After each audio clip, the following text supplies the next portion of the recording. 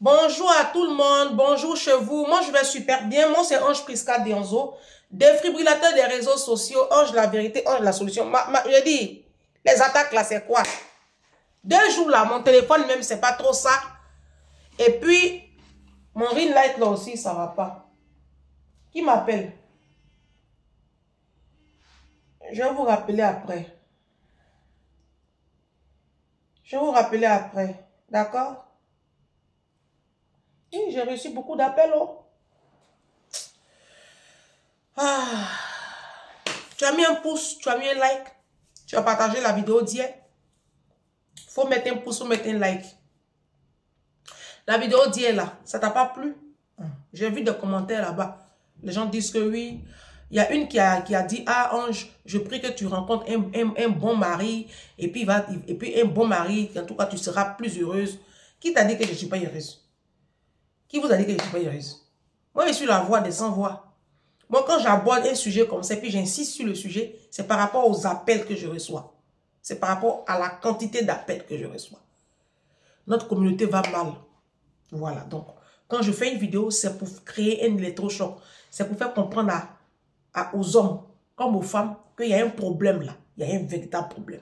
Sinon, qui vous a dit que moi, je ne suis pas bien? Vous là même, vraiment, hein, tant qu'à faire. Dans la vidéo d'hier là, où je parlais de toutes les femmes sont en couple, mais aucune n'a un mari. Est-ce que c'est faux? Quand tu as mari, il faut aller voir la définition de mari. Tu vas voir que ce que tu as là, c'est pas un mari. C'est tout, sauf un mari. Tu as peut-être un baiser, tu as peut-être quelqu'un qui est là pour... Voilà. Tu as peut-être un figurant, mais tu as tout sauf un mari. Parce que tu vas accoucher seul. La grossesse, tu la vis seul. Le monsieur est toujours parti. Il ne fait rien à toi. Les factures passent sur ton compte. Non, je ne sais pas de quoi on parle même. Oh, vous aimez trop la mauvaise foi. Maintenant, vous qui dites que ce n'est pas toutes les femmes qui sont malheureuses dans leur foyer, que vous êtes très heureuse. Mais tant qu'à faire, hein, bien évidemment, il y a toujours des exceptions. Mais vous qui êtes si épanouis dans vos foyers là, vous ne valez même pas 1% de la population africaine. Des femmes africaines en couple. Vous ne valez pas 1%. Je n'ai pas transpiré pour 1%. Moi, mon contenu, c'est pour la masse. D'accord? Maintenant, si toi, tu dis que, si tu estimes, si tu dis hein, que dans ton foyer là, tu es très épanoui, gloire à Jésus. D'accord? Gloire à Jésus.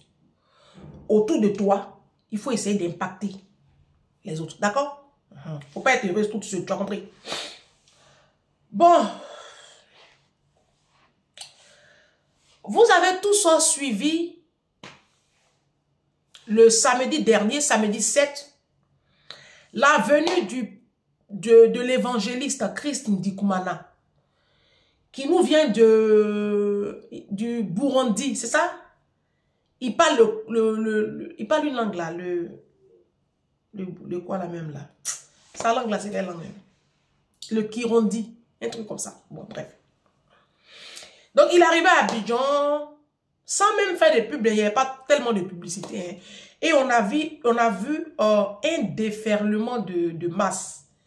Il a quand même rassemblé plus de 350 000 personnes. C'est-à-dire que Christ Ndikumana seul, il peut renverser un pouvoir en Afrique. Non, lui seul, hein. Si Christ Ndikumana aujourd'hui, il prend le micro, il dit, hé, dehors, tel président doit tomber. Il est tombé en même temps. Ah, le monsieur, il a une puissance de feu et de flamme. Hein. Si, tu as vu le titre. C'est le titre là qu'on va commencer là. Donc, Christ Ndikumana, pour qui j'ai énormément de respect, c'est... Alors, mon avis sur la question, je vois un peu des influenceurs, des gens qui disent que oui, les Africains sont malheureux. Comment Christ Ndikumana, quelqu'un qui quitte d'un petit pays qu'on ne connaît pas, un petit pays de pauvres, c'est lui, vous allez venir suivre, c'est une arnaque, c'est... Vous avez dit pareil pour Jésus. Les Juifs ont dit pareil pour Jésus. Quand on a dit que le Sauveur venait de Jérusalem, les gens disent, c'est de Jérusalem, non? Que peut-il sortir de bon de Jérusalem? C'est pas ça. La Bible dit, ne méprisez pas les faibles en commencement. Jésus même là, c'est comme ça qu'il travaille. C'est comme ça qu'il travaille. Jésus, on court derrière lui, depuis on court. Il est né dans une famille de pauvres. Pauvre. Il est né dans une étable pauvre. Très pauvre. Ses parents étaient pauvres. Si, si. Donc, ça ne veut rien dire même. Ça ne veut rien dire. Absolument rien. D'accord? On reste concentré. Je crois au ministère de cet homme. Je crois que cet homme sert Dieu. Je crois que cet homme travaille avec la puissance du Saint-Esprit. Ça, c'est mon avis personnel. D'accord? Donc, il est arrivé en Côte d'Ivoire et puis il y a eu du monde. Il y a eu du monde. Moi, je ne veux pas faire campagne d'évangélisation. J'aime le monde que j'ai vu à Abidjan. Les gens sont venus de partout, de toutes les contrées de la Côte d'Ivoire. D'accord? Et j'ai commencé à réfléchir. D'abord, il a fait le Gabon, il a fait le Cameroun, il fait des campagnes. Et ça me taraude l'esprit. Parce que le ministère de Christ Ndikoumana, c'est un ministère de guérison. La Bible dit qu'il y a diversité de ministères, mais il y a un seul esprit. Diversité de dons, un seul esprit. D'accord? Donc, il y a plusieurs ministères. Il y a des ministères de guérison, il y a des ministères prophétiques, il y a des ministères de la parole, il y a des ministères de la sanctification. Chaque pasteur a son ministère.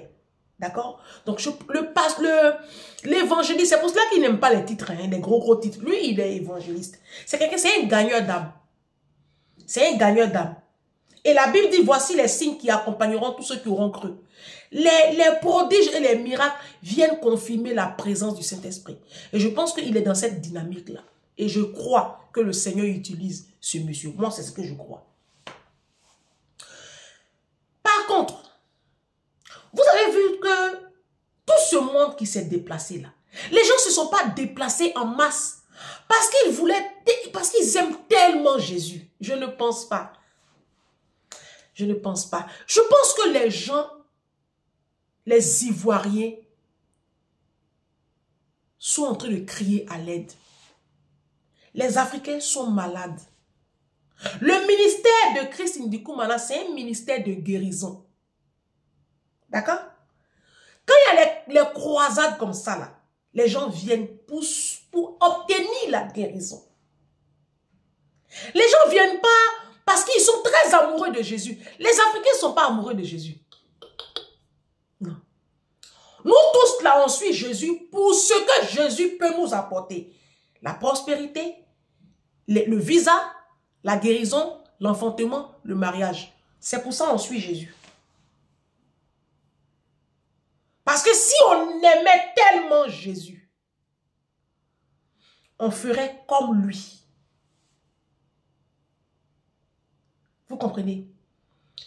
Si on aimait tellement Jésus, si on le craignait tellement, on ferait ce qu'il nous demande de faire.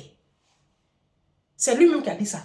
Il dit, pourquoi vous m'appelez Seigneur? Pourquoi vous me dites que je suis votre Seigneur et votre Sauveur, alors que vous ne faites pas ce que je vous demande de faire? Il a dit dans le livre de Matthieu, je ne sais plus si c'est Matthieu 5. Il a dit dans le livre de Matthieu, Matthieu 15, verset 8, « Ce peuple m'honore des lèvres, mais son cœur est éloigné de moi. » Matthieu 15, verset 9, « C'est en vain qu'il m'honore, en enseignant des préceptes qui sont des commandements d'hommes. » Ça, c'est Jésus lui-même dans Matthieu, c'est lui-même qui parle aux gens. Jésus dit, vous m'honorez du bout des lèvres. Vous êtes là, vous courez derrière moi. Jésus, Jésus, sauve-moi. Mais votre cœur est éloigné du mien. Et c'est ce que les Africains nous sommes. Sinon, comment vous arrivez à comprendre qu'en Afrique, que dans la communauté en Afrique et en Afrique, il y a tant de méchanceté dans nos services publics, dans nos associations, dans nos églises, dans nos hôpitaux? Comment tout ce monde qui était à la croisade de Christ Ndikoumana là, qui prétendait aimer Dieu là, comment vous expliquez qu'il y a un tel peuple qui a l'amour de Dieu et il y a un tel degré de méchanceté dans la communauté ivoirienne? Expliquez-moi ça.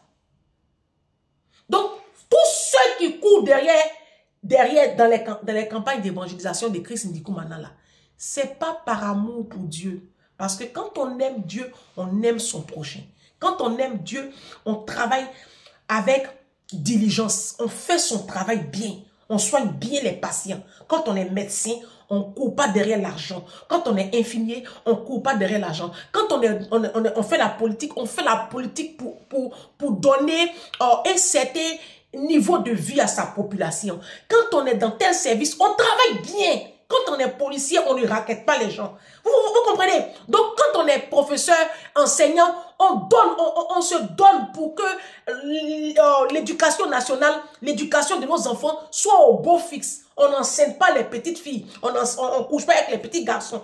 Quand on aime Dieu, on ne pousse pas ses enfants à la prostitution. On ne vit pas au crochet de ses enfants. Quand on aime Dieu, on est bon. On est débonnaire. La Bible dit dans le livre de Matthieu 5, verset 5, heureux les débonnaires, car ils verront le royaume des cieux. Heureux les débonnaires. Débonnaire, par définition, c'est quelqu'un qui est d'une bonté extrêmement, voilà, qui est très extrême. Quelqu'un de débonnaire, c'est quelqu'un qui est tellement bon.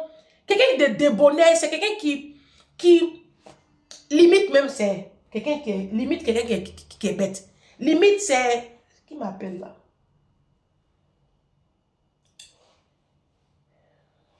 Quelqu'un de débonnaire, limite, c'est quelqu'un qui fait passer les intérêts de l'autre. Voilà, avant ses propres intérêts. Quelqu'un de débonnaire, c'est un homme qui ne trompe pas sa femme, qui est soucieux d'offrir à sa femme le minimum, un cadre de vie qui est bon à ses enfants, qui privilégie la sécurité de sa famille. Quelqu'un de débonnaire, c'est cette femme-là qui, au lieu de prendre son argent pour aller faire les make-up, les cheveux, les mèches humaines, elle prend ses pieds et se dit, je vais bâtir mes enfants, je vais bâtir ma vie de couple, je vais entrer en formation parce que j'ai des lacunes, j'ai des limites qui sont en train d'impacter la vie de mon enfant. Vous voyez, c'est tout ça, aimer Dieu. Aimer Dieu, ça commence dans sa maison. Comment tu traites les enfants de ton conjoint? Toi, madame, tu m'écoutes. Comment tu traites les enfants de ton conjoint? C'est ça, aimer Dieu. Donc, je reviens au sujet. On a vu toute cette masse-là qui s'est transportée à Songo, à Yopougon. On parle de plus de 350 000 personnes, mais les images parlent d'elles-mêmes. Et moi, sur ces images, je voyais un peuple fatigué, un peuple malade. Les Ivoiriens sont malades et il y a lieu à se poser des questions. Posons-nous de très bonnes questions. Les bonnes questions qu'on doit se poser, ce téléphone-là m'énerve. Les bonnes questions qu'on doit se poser, c'est où est l'État de Côte d'Ivoire? Moi, je pense que le gouvernement ivoirien, le gouvernement congolais, je ne sais pas s'il est allé au Congo, non, je ne pense pas, il est allé au Gabon, au Cameroun, voilà. Moi, je pense que les gouvernements africains, et là, comme on parle de la Côte d'Ivoire, parce que la campagne Kangoka en Côte d'Ivoire a damé le pion à toutes ces croisades, c'est la première croisade qui réunit autant de monde. Là, je pense qu'on était au moins à 400 000 personnes réunies.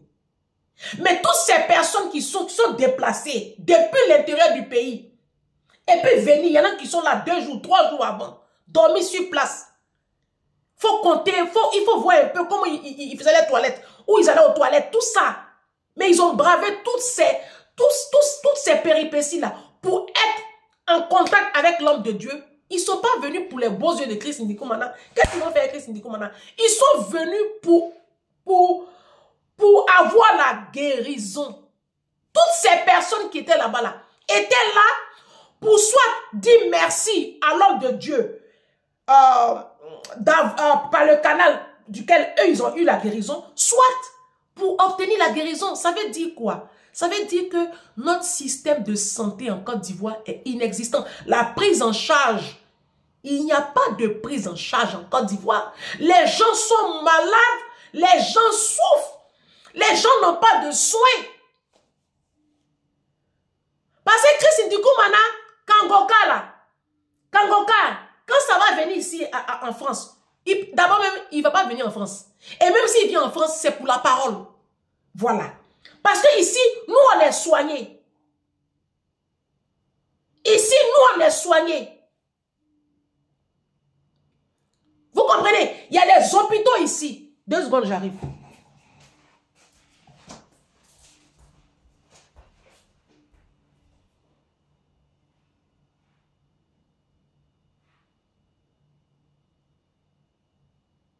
Oui, allô?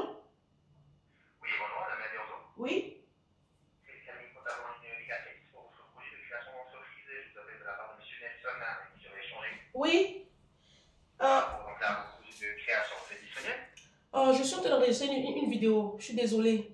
Je lui ai dit que qui pourrait régler avec vous et que vous preniez rendez-vous avec moi. Je ne sais pas que c'était à cette heure-là, en fait.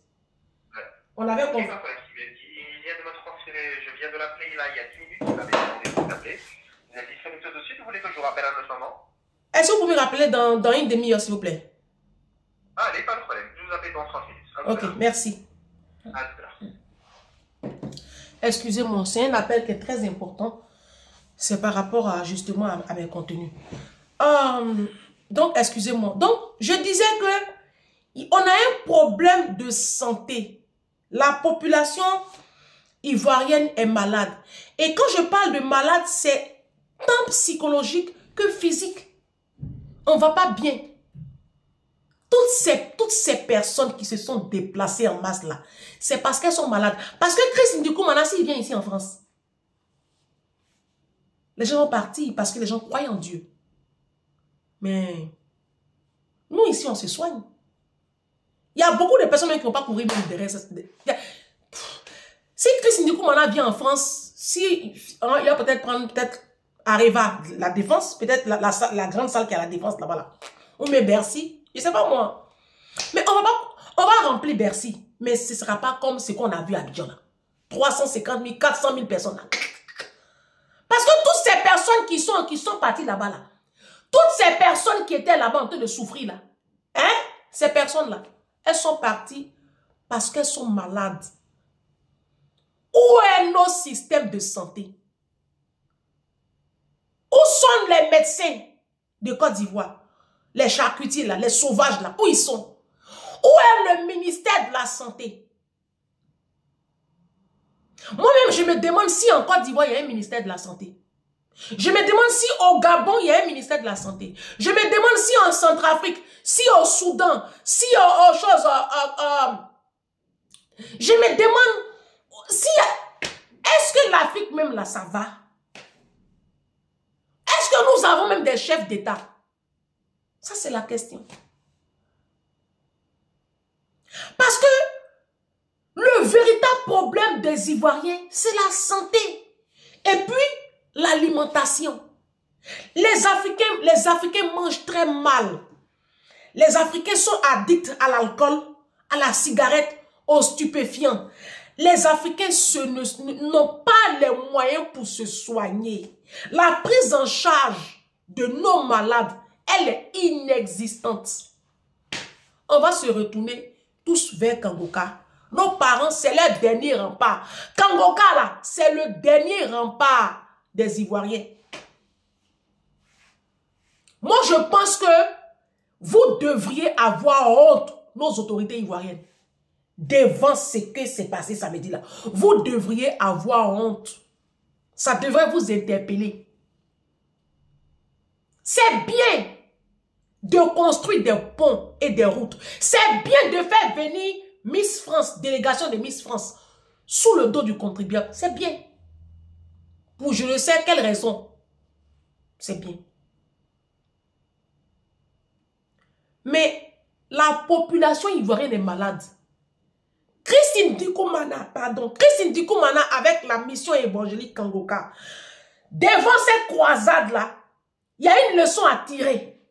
La leçon qu'on doit tous tirer, c'est que les Ivoiriens sont tous malades. Les Ivoiriens ont des pathologies. Ils ont le diabète, ils ont le cancer, insuffisance rénale. Ils ont la tension.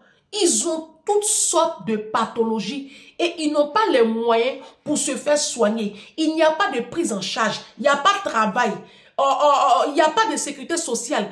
Et l'alimentation, vous faites rentrer les produits de Chine là, qui sont en train d'investir le marché ivoirien. Donc, remplis de pesticides, remplis de microbes. Je vous parle. Et la population est malade. Nos jeunes enfants aujourd'hui, ils sont addicts à l'alcool. Un pays où tout le monde est ivre. Tout le monde boit en Côte d'Ivoire. Matin, bonheur, les bars sont ouverts. Maki est ouvert à 10 h. Tu vois, les hommes sont assis en train de boire. Tout le monde boit. Les enfants boivent. Sur le campus, il y a des maquis. Aux abords des écoles, il y a des bars. La population ivoirienne est malade. Les gens ont des pathologies. Ils n'ont pas les moyens pour se faire soigner. Quand ils vont à l'hôpital, les médecins là disent qu'ils ne les soignent pas tant qu'ils n'ont pas donné l'argent. Il n'y a même pas de plateau technique. Les hôpitaux ne sont pas équipés. Il y a des problèmes. Je suis choquée de voir le pasteur Mohamed Sanogo qui fait le tour de la Côte d'Ivoire et qui demande qu'on mobilise des sous pour équiper les hôpitaux. Au nord de la Côte d'Ivoire. La dernière fois, c'était à l'ouest. Mais ce n'est pas à un pasteur de faire ça. C'est à l'État de... Je ne sais pas. Ce n'est pas du ressort d'un pasteur d'équiper les hôpitaux. Et puis, jusqu'à présent, ça ne choque personne que le pasteur Mohamed Sanogo fasse le tour des pays ou le tour de toute la Côte d'Ivoire et pour équiper les hôpitaux. Dernièrement, on était au Sud-Soudan. Mais même oxygène, ça n'est pas dans les pays. Oxygène, qu'on met pour opérer les gens là. Ils n'ont pas ça. Il n'y a aucune bonbonne d'oxygène au Sud-Soudan. C'était pareil au Libéria. La campagne au Libéria a coûté plus de 1,3 milliard de francs CFA. En Côte d'Ivoire, c'est toujours pareil. Quand on fait les croisades, dans le même Côte d'Ivoire là, et puis on nous montre l'hôpital de Tengré là, on nous montre l'hôpital de telle ville, une ville comme Gagnoa. Tu vois Gagnoa, tu te demandes, on est en 2024. Tu te demandes où sont les maires, où sont les ministres, où sont nos élus. Bon sang. Aujourd'hui, ce sont les évangéliques, ce sont les pasteurs qui sont c'est à eux on a délégué la guérison de la population africaine. Mais ça ne va pas. Il y a un problème. Mais c'est normal qu'aujourd'hui, nos pasteurs aient tellement de zèle. Oui. Parce que je vais vous dire une chose. C'est normal qu'ils aient tellement de zèle qu'ils vont se lever là et puis ils vont venir faire ça. 1000 €, viens prendre. Si pour cette fois-ci, tu dois faire saigner ton compte, ça a tout un sens. J'attends une mère, un père. Je vais bien mettre ça encore. Ce sont des générations. Si c'est tout ce qu'il reste, il faut aller avec la foi jusque-là. Attends. 1000 €. Viens chercher ton enveloppe. Ce n'est même pas pour toi, c'est pour ta famille. Ce n'est pas une offrande, c'est une sémence. 2000 €, viens prendre. Si pour cette fois-ci, tu dois faire saigner ton compte, ça a tout un sens. Si pour cette fois-ci, tu dois faire saigner ton compte bancaire pour enlever 2000 € sur le compte de tes enfants pour donner, ça va restaurer ta famille. Mais c'est normal que nos pasteurs la fassent ça. Chères autorités africaines, c'est normal. Parce que vous avez démissionné de l'éducation de nos enfants, de l'éducation de la population, de la santé, du pouvoir d'achat. J'allais dire que vous êtes là que pour la forme. Vous vous empoufferez les poches, vous vivez avec l'argent du pays, vous brassez des milliards, vous avez de grosses voitures, vos enfants, vos femmes font le tour du monde, Vous amassez les richesses du pays. Mais c'est normal qu'aujourd'hui, les pasteurs, puisque comme c'est eux, avec l'onction du Saint-Esprit, c'est eux qui donnent la guérison à vos populations, qui vous ont mis au pouvoir. Et puis vous en foutez d'eux. Leur santé, ce qu'ils ont mangé, ce qu'ils ont bu, c'est pas votre problème. C'est normal que les hommes de Dieu, les femmes de Dieu, viennent s'arrêter devant là pour dire, donnez 2000 €, venez, ça va restaurer votre foyer. C'est pas une sémence, c'est une offrande. Les gros Français en ont point fini. C'est normal. Moi, je n'accuse plus un homme de Dieu. Je ne veux plus critiquer un homme de Dieu. La faute, ce sont nos politiques. Et puis, c'est nous-mêmes. S'il y a un récepteur, c'est parce qu'il y a un émetteur qu'il y a un récepteur. Vos foyers qui sont dysfonctionnels, ton mariage qui est malade là, ce n'est pas 2000 € d'offrande ou de quoi, de sémence qui va restaurer ton mariage, mon cher ami, ma très chère soeur. Monsieur, si tu arrêtais de tromper ton épouse, si tu te comportais bien comme un bon mari, si tu aimais ta femme, si tu avais la conscience que étant chef de famille, étant mari, étant père, tu as des responsabilités. Donc, tu ne peux plus faire n'importe quoi de tes finances. Tu ne peux plus défiler en Afrique, aller chercher des femmes, contracter d'autres unions dehors, faire des enfants ici, boire l'alcool, fumer. Si tu as conscience de ça, mais ton foyer sera restauré. Madame, au lieu de passer toutes tes journées sur TikTok, au téléphone en train de critiquer les gens, au lieu de passer tout ton temps sur les comptes de MLOS, et toutes les autres influenceuses, pour voir quel dernier gouttier elles ont porté ou bien nous bouteilles elles ont porté. Au lieu de commencer à réfléchir et puis chercher à trouver une seconde source de revenus pour ton foyer, au lieu de prendre l'argent pour aller faire BBL, nez, fossettes, cils, faux ongles, mais ton foyer se porterait mieux. Au lieu de retourner en formation, au lieu de retourner à l'école parce que tu es nul comme anus, ton foyer se porterait mieux. Au lieu de faire moins d'enfants parce que tu as marié un pauvre et que toi-même tu es pauvre, issu de famille pauvre, ton foyer se porterait mieux. Mais vous n'avez pas l'argent, c'est vous qui avez 3-4 enfants. Et vous pensez que c'est quand vous allez faire sémence de 2000 € là, que votre foyer va être restauré? Non, depuis là, vous faites les sémences là, vos foyers sont où? Vos foyers sont où? Vos hommes, vos maris là même disent qu'ils connaissent Jésus. Mais regardez comment ils vous traitent. C'est pour cela que Jésus dit dans le livre de Matthieu 15, il dit, ce peuple m'honore du bout des lèvres, mais son cœur est éloigné du mien. Notre cœur est éloigné de Jésus. Donc ce n'est pas, n'accusez plus, il y a un autre pasteur là-bas qui dit, ils vont terrer sur masse, qu'ils vont terrer au paradis. Et puis les gens croient. Vous voulez aller au paradis, mais si tu veux aller au paradis, il faut changer de vie. Il faut changer de vie. Comment on peut être bête comme ça? Comment vous pouvez être bête comme ça? Aujourd'hui, la santé de la population est entre les mains des pasteurs. Ils font des croisades. Je crois que l'évangéliste Chris Ndikoumana était serviteur de Dieu. Et je crois que toutes ces guérisons qui ont été opérées ont été faites avec la puissance du Saint-Esprit. Moi, je crois à ça. Je crois à ça. Mais à la base, ce n'est pas de la responsabilité des hommes de Dieu de faire ça. On se croirait au temps de Jésus il y a 2000 ans en arrière.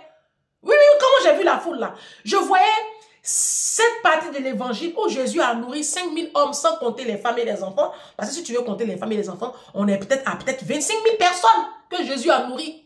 C'est ce que j'ai vu la dernière fois. Des gens, mais à cette époque-là, il n'y avait pas d'hôpitaux, il n'y avait pas le modernisme. La technologie n'était pas aussi poussée. On est en 2024.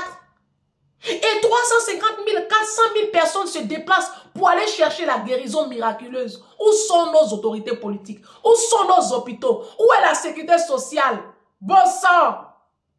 Qu'est-ce que vous faites de tous les dons que les organisations internationales vous donnent là? Vous en faites quoi? L'argent que le monde entier donne à la Côte d'Ivoire là, où ça passe? Et puis, nos hôpitaux ne sont pas équipés, nos médecins ne sont pas formés, nos infirmiers ne sont pas formés, et on n'a pas de plateau technique, on n'a aucune recherche scientifique, il n'y a rien. Tu vas à l'hôpital même là, tu pries. Et tu n'es même pas sûr de rentrer vivante. Une simple césarienne, ça tourne au drame. Un simple accouchement, ta femme reste sur le lit. Mais qu'est-ce qui se passe en Côte d'Ivoire? Qu'est-ce qui se passe en Côte d'Ivoire?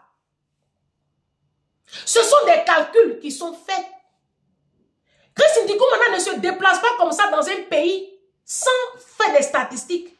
Les Ivoiriens sont en quête de santé. Les Ivoiriens sont en quête de santé. Les Ivoiriens ne sont pas bien portants. Et comme ils n'ont pas de système de santé, vous nous faites croire qu'il y a tout, mais il n'y a rien. Je ne sais pas quel peuple même vous dirigez. Parce que la population a un problème, mais vous faites la politique de l'autruche. Vous faites comme si vous ne voyez pas la souffrance du peuple. Ce n'est pas aux évangéliques, aux hommes de Dieu, de restaurer physiquement, de s'occuper de la santé de la population. Jésus, là, il a envoyé ses apôtres et ses pasteurs pour annoncer l'évangile du salut. C'est ça le ministère de Jésus. L'évangile du salut. Nous devons être tous sauvés. Et aujourd'hui, on a mis la santé entre les mains de nos pasteurs. La santé mentale, la santé du couple, la santé à tous les niveaux. C'est normal qu'une femme va quitter là-bas, elle va venir demander 2000 euros. Parce que 2000 euros, là, ça va restaurer ton foyer. Toi-même, tu ne sais pas ce qui détruit ton foyer. Tu ne sais pas que ce sont tes infidélités notoires. Tu ne sais pas que c'est ton manque d'attention vis-à-vis de ta femme. C'est ton irresponsabilité de mari qui détruit ton couple. Toi, tu ne sais pas ça. C'est enveloppe que tu as donné là, ça qu'à toi. Ça ne va rien faire. Eh, Africains, levez-vous. Nos politiques, on vous a mis au pouvoir là. Pensez à la santé de ceux qui vous ont mis au pouvoir. Ce n'est pas de la responsabilité des hommes de Dieu de donner la santé au peuple qui vous ont mis au pouvoir. C'était mon mot de fin. Parce que ça fait honte. Ça fait honte. Moi, j'ai honte. Moi, j'ai honte. Je dis merci à l'évangélique Christine Dikoumana. Que Dieu vous bénisse énormément. C'est un homme de Dieu. Vous avez vu offrande là-bas?